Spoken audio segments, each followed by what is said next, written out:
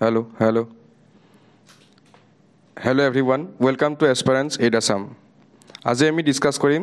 আসাম হিষ্ট্ৰীৰ কেইটামান MCQ। এইখিনিতে আপোনালোকক জনাও যে আমি আসাম হিষ্ট্ৰীৰ সেশনটো এনেকৈ আৰম্ভ কৰিছিলোঁ যাতে কুৱেশ্যনবিলাক একদম ইজিৰ পৰা আৰম্ভ কৰি আমি অকমান টাফলৈকে যাব পাৰোঁ, ঠিক আছে। আজি কুৱেশ্যনখিনি আপোনালোকে অকমান টাফ পাব পাৰে, গতিকে নাৰ্ভাছ নহ'ব। কুৱেশ্যনখিনি যদি পাৰে আনসাৰ কৰিব চেষ্টা কৰক, আৰু যদি নোৱাৰে তেনেহ'লে ভিডিঅ'টো চাই এইখিনি নোট কৰি ৰাখক, ঠিক আছে। অকণমান টাফ পাব পাৰে, গতিকে ডিমোটিভেট হোৱাৰ কোনো কাৰণ নাই, কাৰণ যিহেতু কম্পিটিশ্যনবিলাক লাহে লাহে টাফ হৈ গৈছে, গতিকে দুই এটা টাফ কুৱেশ্যন সোধাটো মানে একো ডাঙৰ কথা নহয়, সুধি দিব পাৰে। গতিকে প্ৰিপেয়াৰ হোৱাটো ভাল, ঠিক আছে। আমি চান্স ল'ব নোৱাৰোঁ, ঠিক আছে। বেছি কথা নকৈ আৰম্ভ কৰিছোঁ আজিৰ ছেশ্যন। প্ৰথম কুৱেশ্যনটো আছে, consider the following statement and select the correct option. Statement বেছ কুৱেশ্যন বুলি ভয় খাব নালাগে, ইজি ষ্টেটমেণ্ট দুটা দিয়া গৈছে। অপশ্যন নম্বৰ 8 দিয়া আছে, Sukaphaa migrated from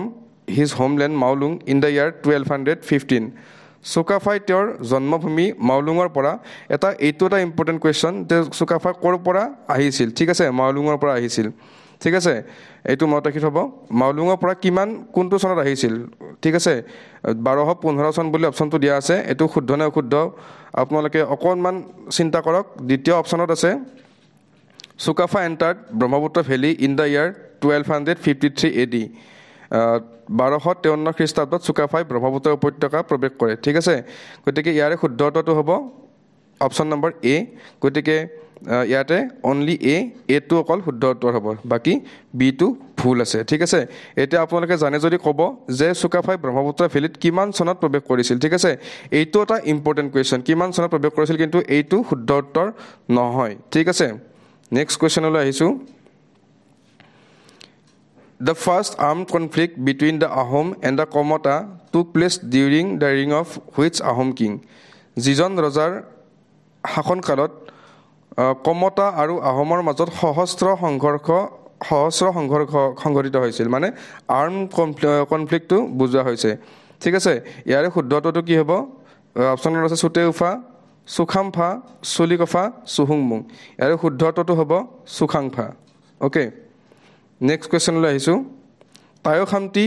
was the father of which of the famous Ahom ruler? Tyao Khamti কোনজন আহোম ৰুলাৰৰ পিতৃ আছিল, ঠিক আছে। ইয়াৰে শুদ্ধটো হ'ব অপশ্যন নম্বৰ A, চুদাংফা, ঠিক আছে। Next question, who was the Ahom ruler during the first Ahom Koch war? প্ৰথম আহোম কোচ যুদ্ধৰ সময়ত আহোমৰ শাসক কোন আছিল? এটা অতিকৈ ইম্পৰ্টেণ্ট কুৱেশ্যন, ঠিক আছে। Important question. আচলতে যুদ্ধবিলাক মনত ৰাখিবলৈ অলপ টান হয়, সেইকাৰণে মই আৰম্ভণিতে কৈছোঁ যে অলপ ছেশ্যনটো টাফ হ'ব পাৰে। টাফ নহয় একচুৱেলি, অপশ্যনবিলাক অলপ মনত ৰাখিবলৈ দিগদাৰ হয়, ঠিক আছে। আমি যেতিয়া ডিটেইল ভিডিঅ' লৈ আহিম তেতিয়ালৈকে এইখিনি আমি ভালদৰে বুজাই দিম, আৰু মনত ৰখাৰ ট্ৰিক কিছুমান আমি শ্বেয়াৰ কৰিম, তেতিয়া আৰু অলপ সহজ হ'ব। গতিকে বৰ্তমান সময়ত আপোনালোকে মনত ৰাখিব চেষ্টা কৰক। গতিকে প্ৰথম আহোম কোচ যুদ্ধৰ সময়ত আহোমৰ শাসক কোন আছিল? শুদ্ধটো হ'ব option number A, Suklenmung, okay. Now coming to the next question, Tipam এই শব্দটো মনত ৰাখিব, the first headquarter of Ahom dynasty, ঠিক আছে। এইটো এটা কুৱেশ্যন আপোনালোকে পায়েই গ'ল, ঠিক আছে। আহোম ডাইনেষ্টিৰ প্ৰথম হেডকোৱাৰ্টাৰ ক'ত আছিল? টিপাম। ৰাজধানী নহয় দেই, কেপিটেল নহয়, হেডকোৱাৰ্টাৰ বুলি কৈছে। এতিয়া কেপিটেল টাৰ্মটো উল্লেখ কৰা হোৱা নাই, হেডকোৱাৰ্টাৰ বুলি কৈছে, কনফিউজ নহ'ব। Tipam, the first headquarter of Ahom dynasty establish by Sukapha, lies between the area between, ঠিক আছে। টিপাম য'ত মানে আহোমৰ প্ৰথম হেডকোৱাৰ্টাৰ আছিল, সেইখন ক'ৰ মাজত কোনটো অঞ্চলত অৱস্থিত আছিল, ঠিক আছে। অপশ্যন বিলাক পঢ়ি চাব। ইয়াৰ শুদ্ধটো হ'ব option number B, Burhi Dihing আৰু Disang, okay. Now next question, famous Kamata princess Rajani gifted to Ahom king Sukapha after the first Ahom Kamata war was the daughter of, ঠিক আছে। অসমীয়াটো আপোনালোকে পঢ়ি চাব। ইয়াৰে শুদ্ধটো হ'ব অপশ্যন নম্বৰ A, প্ৰতাপধ্বজ, ঠিক আছে। নেক্সট কুৱেশ্যনলৈ আহিছোঁ, Konseng was the first Borpatra Gohain was better known as? এতিয়া কুৱেশ্যনটো এনেকৈও আহিব পাৰে যে প্ৰথম বৰপাত্ৰ গোহাঁইজনৰ নাম কি আছিল ঠিক আছে উত্তৰটো হ'ব কনচেং ঠিক আছে এতিয়া কনচেং বৰপাত্ৰ গোহাঁইক আমি কি নামেৰে জনা যাওঁ অধিক জনা যায় ঠিক আছে আৰু শুদ্ধটোতো হ'ব অপশ্যন নম্বৰ এ চেংলুং ঠিক আছে চেংলুং এইবিলাক অকণমান ট্ৰিকি কুৱেশ্যন আপোনালোকে অলপ মন দি চাব বা ভিডিঅ'টো দুবাৰ তিনিবাৰ চাব পাৰে তেতিয়াহ'লে মনত থাকি যাব ঠিক আছে Now, next question I hisu. The first Ahom Coast War took place during the reign of which Ahom king in the year 1546 AD? Okay, AD আৰু BC two types of year আমি পাওঁ গতিকে আপোনালোকে অলপ ষ্টাডি কৰিব নহ'লে আমি নিজে কৈ দিম চাই ল'বচোন AD আৰু BC বুলি আমি কোনখিনি সময় কওঁ ঠিক আছে যদি গম পাই তেতিয়াহ'লে কমেণ্ট ছেকশ্যনত জনাব ঠিক আছে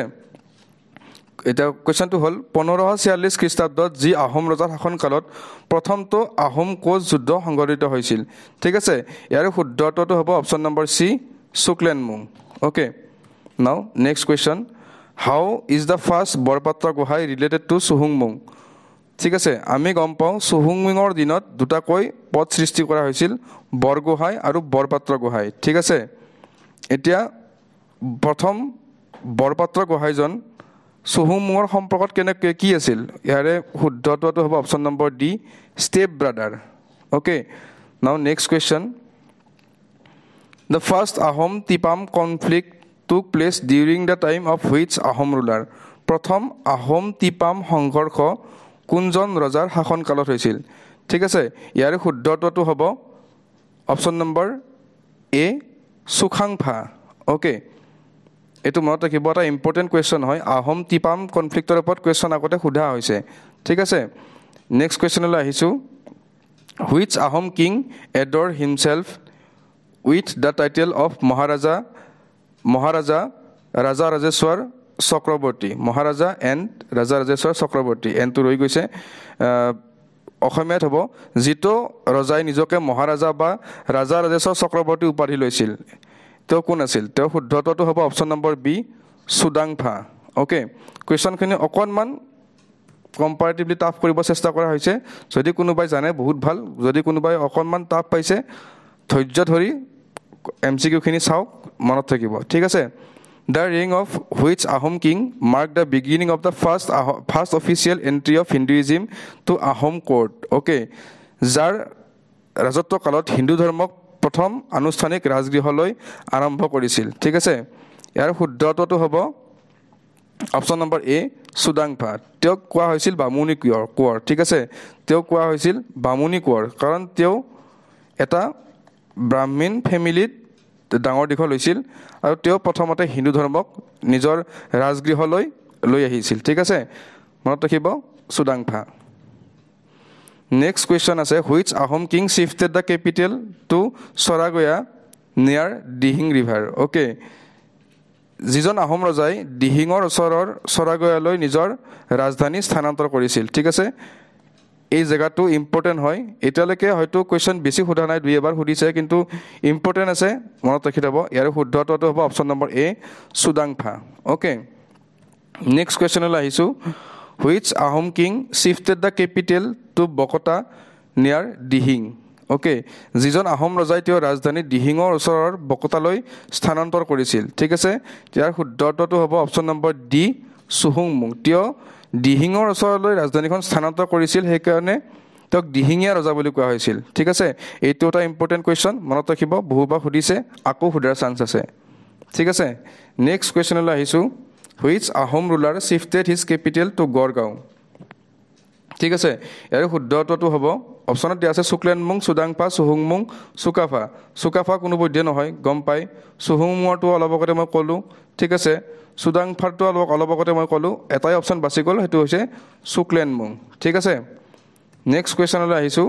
which Ahom king divided his capital into two part between Borgohain and Buragohain যিজন আহোম ৰজাই বৰগোহাঁই আৰু বুঢ়াগোহাঁইৰ মাজত তেওঁৰ ৰাজধানী দুটা ভাগত বিভক্ত কৰিছিল এতিয়া কুৱেশ্যনটো অকণমান ট্ৰিক কৰি সোধা হৈছে যে ইয়াতে এইটো সোধা নাই যে বৰগোহাঁই আৰু বুঢ়াগোহাঁই কোনে সৃষ্টি কৰিছিল ঠিক আছে অপশ্যনত আপোনালোকে এইটো দেখিছে চুহুংমুং যিয়ে বৰগোহাঁই আৰু বুঢ়াগোহাঁই পদটোৰ সৃষ্টি কৰিছিল কিন্তু তেওঁ ৰাজধানীখন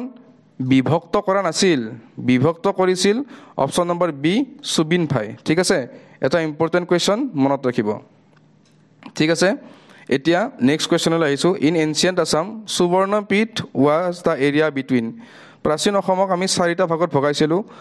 মই জনাই দিম তাৰে সুবৰ্ণপীঠ কোন দুটা নদীৰ মাজৰ অংশ আছিল ঠিক আছে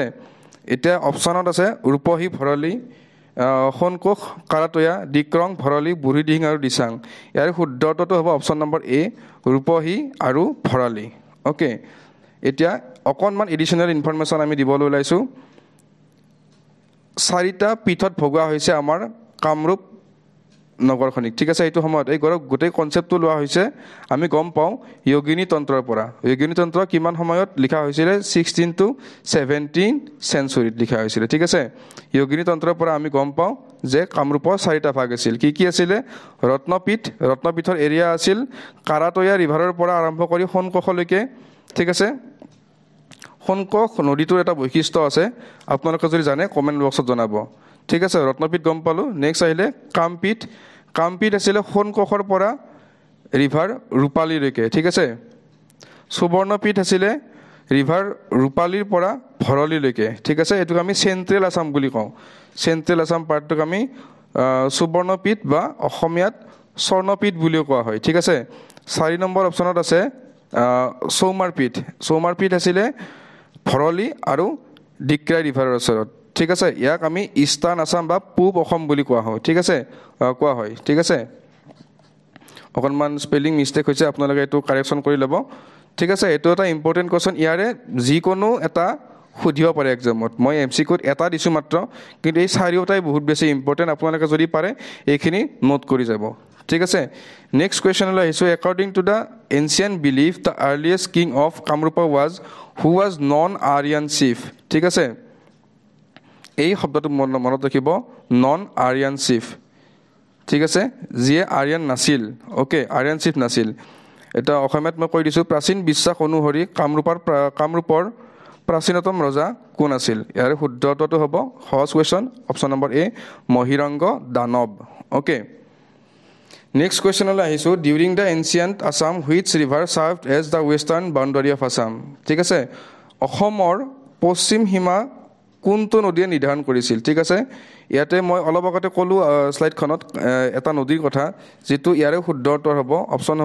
নম্বৰ এ কাৰাটৈয়া ৰিভাৰ ঠিক আছে এতিয়া কাৰাটৈয়া ৰিভাৰ বৰ্তমান কোনখন ষ্টেটত থাকিব সেইটো আপোনালোকে জানে যদি কমেণ্ট বক্সত জনাব ঠিক আছে নেক্সট কুৱেশ্যনলৈ আহিছোঁ who was the ruler of Assam during the Bakhtiyar Khilji invasion in Assam বখতিয়াৰ খিলজীৰ ওপৰত ভালেকেইটা কুৱেশ্যন আমি আগৰ ভিডিঅ'বিলাকত ডিছকাছ কৰিছোঁ এটা ইম্পৰ্টেণ্ট টপিক হয় এইবিলাক এওঁৰ ইনভেশ্যনৰ কথা বাৰে সুধি থাকে এইবাৰো সোধাৰ চান্স আছে গতিকে প্ৰশ্নটো হ'ল অসমত বখতিয়াৰ খিলজীৰ আক্ৰমণৰ সময়ত অসমৰ শাসক কোন আছিল ঠিক আছে ইয়াৰ শুদ্ধটো হ'ব option number B Prithu okay now next question what was the other name of Prithu এটা ভেৰি ইম্পৰ্টেণ্ট কুৱেশ্যন ঠিক আছে এতিয়া আৰু কেতিয়াবা কি হয় অকণমান যদি কম্পিটিশ্যনটো ঠিকমতে নিব লাগে তেতিয়াহ'লে সহজ কুৱেশ্যনৰ জেগাত অকণমান তাৰে ওচৰে পাজৰে কিছুমান কুৱেশ্যন সোধা দেখা যায় গতিকে এইটো তেনেকুৱা এটা কুৱেশ্যন ঠিক আছে পৃথুৰ আন এটা নাম কি আছিল ইয়াৰে শুদ্ধটো হ'ব option number D Jalpeswar okay next question which Kamata ruler shifted his capital from Kamrup to Kamatapur okay কোনজন কমতা শাসকে তেওঁৰ ৰাজধানী কামৰূপৰ পৰা কমতাপুৰলৈ স্থানান্তৰ কৰিছিল ইয়াৰে শুদ্ধটো হ'ব অপশ্যন নম্বৰ এ সন্ধ্যা ৰজাই ঠিক আছে নাও নেক্সট কুৱেশ্যনলৈ আহিছোঁ in which year Bakhtiyar Khilji invaded Assam মই কৈছোঁ নহয় বখতিয়াৰ খিলজীৰ ওপৰত বহুতখিনি কুৱেশ্যন আছে এটা ডাঙৰ টপিক হয় বখতিয়াৰ খিলজীৰ ইনভেশ্যন ঠিক আছে সেইটো আমি আমাৰ যিটো আহিবলগীয়া কোৰ্চ বা আমাৰ ইতিমধ্যে আৰম্ভ হৈ গৈছে অসম হিষ্ট্ৰী যেতিয়া বা অসম বুৰঞ্জী যেতিয়া আৰম্ভ হ'ব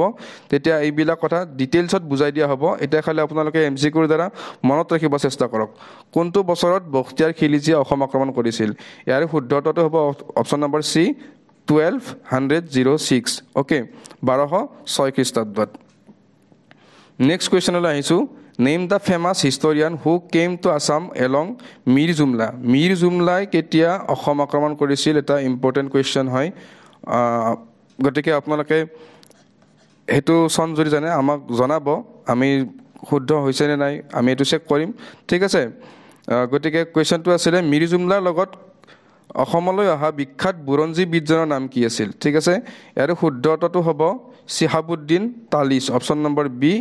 উইবিলাক correct answer okay now next কুৱেশ্যনলৈ আহিছোঁ এটা অতি ট্ৰিকি কুৱেশ্যন ঠিক আছে কিন্তু মনত ৰখাটো ভাল এনেকুৱা কুৱেশ্যন সোধে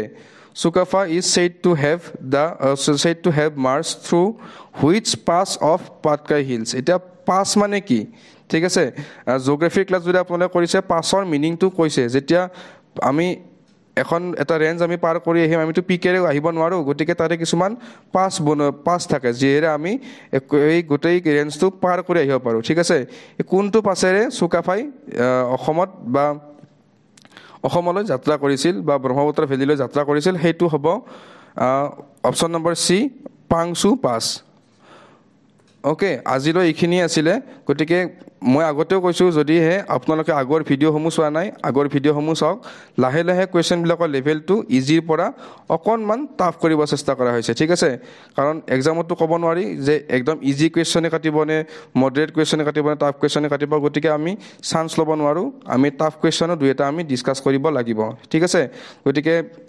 যদি আগৰ ভিডিঅ'খিনি চোৱা নাই আগৰ ভিডিঅ'খিনি চাওক আমি নেক্সট ক্লাছত লগ পাম পুনৰ কেইটামান ইম্পৰ্টেণ্ট MCQ লৈ আৰু তেতিয়ালৈকে বাই বাই থেংক ইউ